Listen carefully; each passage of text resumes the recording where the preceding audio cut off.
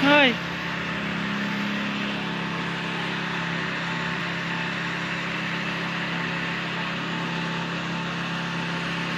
What's up mga kataray? Dito nga kami ngayon sa Lokbang, Quezon at dinaanan namin ang simbahan ng Kamay ni Jesus. Medyo malapit lang kasi to sa aming pinuntahan kaya ginawa namin ay dumiretso na kami dito sa Lokbang, Quezon. Minsan lang din naman kasi kami makapamasyal kaya ang ginawa namin sinulit na namin. Kaya kahit sobrang init ay hindi na ininda. Ang importante nakagala ang inyong lakotserang tindera. Uy, talagang galayar! Kung nga muna kami dito sa may simbahan para magmuni-muni at magpasalamat na rin. Dahil kahit na anong pagsubok ang dumating, basta ilapit mo sa kanya ay magagawa ng paraan at malulutas din. Kasi kahit hindi naman kami pala simba, basta marunong at tumawag sa itaas ay hindi kanya pababayan. At nagpahinga nga muna kami saglit at maya-maya ay lumabas na rin kami para makapag-ikot-ikot. Ang ganda nga ng panahon ng mga oras na yan, kaya kahit kalangitan at kapaligiran kay ganang pagmasdan. Ilang beses na nga rin kami nakabalik sa lugar na ito kaya alam na namin ang pasikot-sikot dito. Hindi kami nagsasawang balik-balikan ang lugar na ito. Tiniwan na nga ako ni Pangit habang ako ay abalang-abala sa pagbibideo. Kaya sinundan ko na nga lang kung saan siya dumaan at nagulat na lang ako. Akala ko may bago ng rebulto. Yung pala siya, nakatayo lang pala.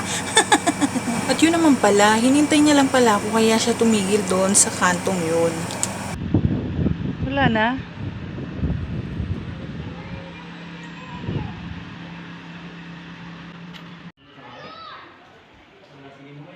At nagtirik na rin pala kami dito ng kandila at pagkatapos niyan, dumiretso na rin kami sa aming paglalakad at nakakita kami ng malalaking aso.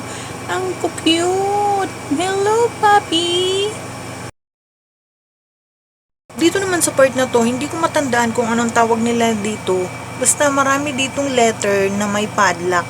Ayan, tingnan nyo. Napakarami hanggang dun sa dulo.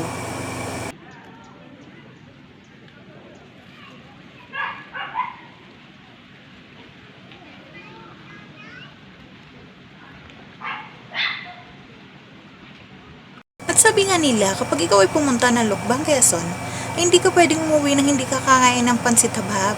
At sasamahan mo pa ng inihaw na longganisang lokban. Eto na nga, nagpaihaw na ng longganisang lokban si Pangit. Dahil nag-crave na rin siya sa pansit habhab. Tapos lalagyan mo pa ng suka, ang sarap. Tapos nakakita rin pala ako ng pinagong.